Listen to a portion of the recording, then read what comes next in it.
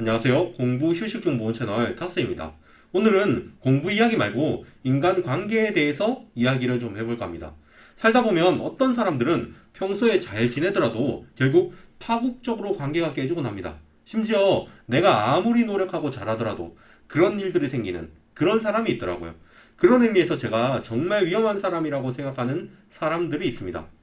이번 영상에서는 그런 사람들의 유형, 그러니까 결국 파국적으로 관계가 깨지기 쉬운 그런 유형의 사람들에 대해서 이야기를 하겠습니다.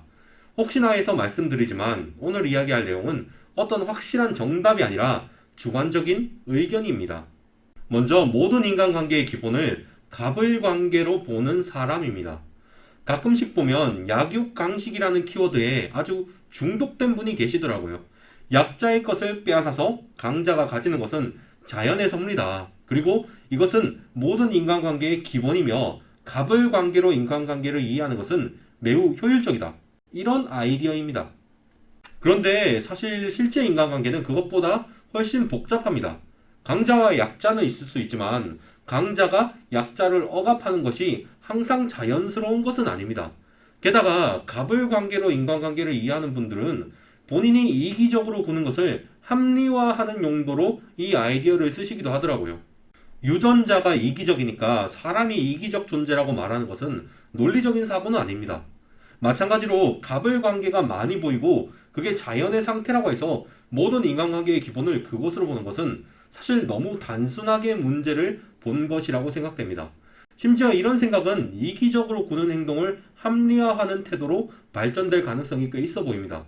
실제로 그런 분들도 전 많이 봤고요. 그리고 본인이 선하다고 확신하는 분을 전 굉장히 위험하다고 생각하고 가급적 마주칠 일을 줄이려고 노력합니다.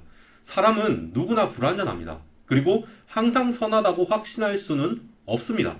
역사를 보면 그렇습니다.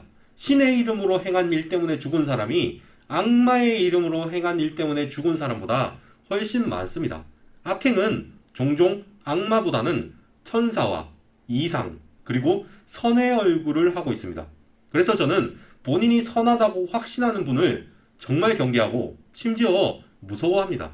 그리고 선에 대해 확신하는 분들이 정말 무서운 이유 중 하나는 이분들이 악을 내심 원하기 때문이기도 합니다.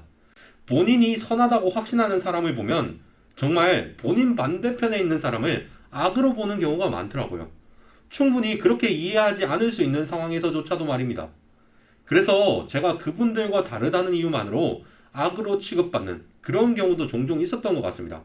일단 악으로 규정 지어지면 제가 무슨 말을 해도 변명이 되니까 방법이 없었습니다.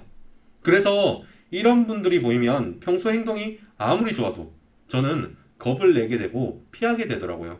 그리고 마지막으로 제가 정말 위험하고 파국적으로 관계가 깨질 가능성이 높다고 생각하는 유형은 바로 피해자가 되고 싶어 하는 사람입니다.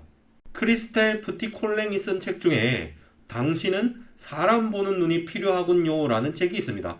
이 책에는 타인의 마음을 가지고 노는 심리 조종자의 특징에 대한 이야기가 나옵니다. 그런데 이 심리 조종자의 큰 특징 중 하나가 상대방의 죄책감을 이용해서 그 사람을 조종하는 것입니다.